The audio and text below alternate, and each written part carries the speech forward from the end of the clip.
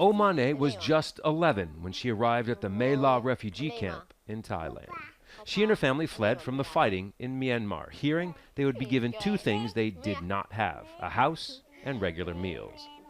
She's an ethnic Karen, an indigenous group of people who live in regions across the Thai-Myanmar border.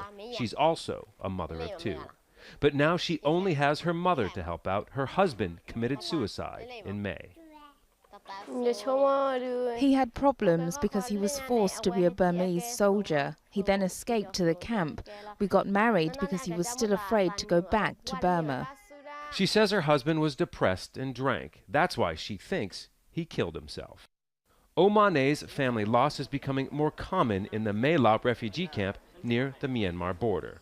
According to a study from the International Organization for Migration, or IOM, the suicide rate has risen to 3 times the world average.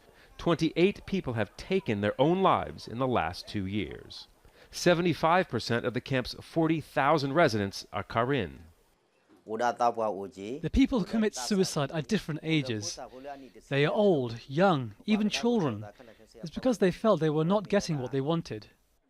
Partly because they have more things to spend their scarce money on, like mobile phones and internet fees. The IOM report says distress over an unclear future also contributes to suicides. Worry that the camp will be closed and that they'll be forced across the border. This is the My La camp, the largest of 9 refugee camps along this stretch of the border. We're barred from going inside.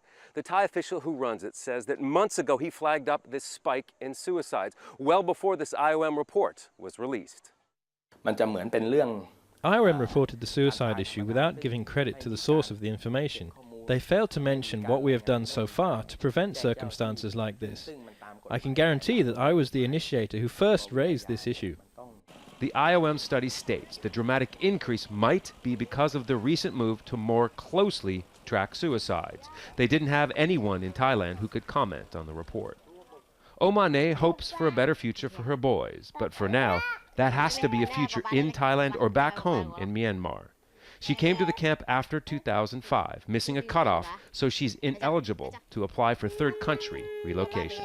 Scott Heidler, Al Jazeera, Mae Sot, Thailand.